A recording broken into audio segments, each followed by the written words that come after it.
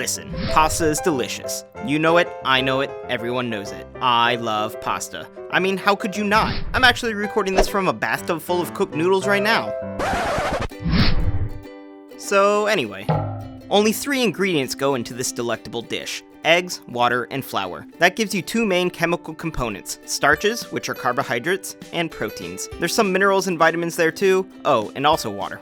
The type of flour is important. Pasta uses Durham wheat, which is one of the harder varieties of wheat out there. That makes it harder to mill, which means after it's ground up, the particles of semolina flour are not as fine as the all-purpose flour you have in your kitchen. Since it results in larger particles, not all of the proteins that are in the grain are released. That means that pasta dough is stretchy, but not sticky like bread or cookies. Pasta dough stretchiness makes it easier to flatten into sheets and to cut into shapes. These days, a lot of pasta gets made by extrusion, forcing the dough through shaped holes, kind of like Play-Doh, except that you're actually supposed to eat the pasta. At the microscopic level, pasta dough is a network of proteins holding together starch particles that make for an overall springy mass. The cooking process is all about manipulating the protein and the starch interactions to get that perfect al dente pasta. As the pasta cooks, starch particles absorb water and start to form a gel, which makes the pasta soft and gummy. Thanks to the tangled network of proteins, the starches are trapped inside the pasta noodles. If there wasn't enough protein in your pasta dough, starches like amylose would leak out, making your fettuccine sticky and clumpy. Some carbohydrates leak out no matter what.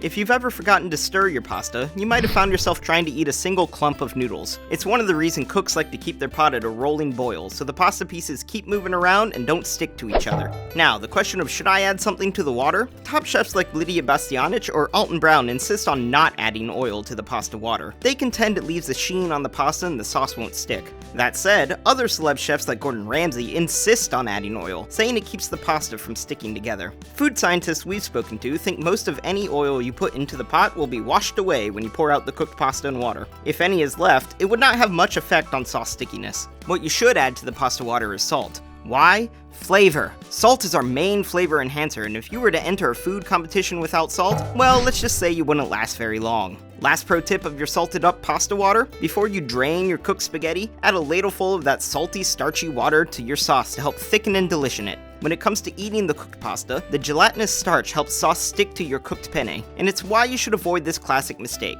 Never rinse your pasta after it's done cooking, because you're rinsing off all that sticky starch. Okay, that's it. I'm way too hungry to keep going. Let us know how your experiment with oil and cooking water goes, and if that sauce falls right off your noodle or not. While you're doing that, our partners over at PBS Digital Studios are conducting a survey, and they want to hear from you. Do you watch other PBS digital shows? If so, which ones, and how do you find new shows to watch? It takes about 10 minutes, and you could even win a sweet new t-shirt. You can find the link in the description below. Thanks for watching, and see you next time.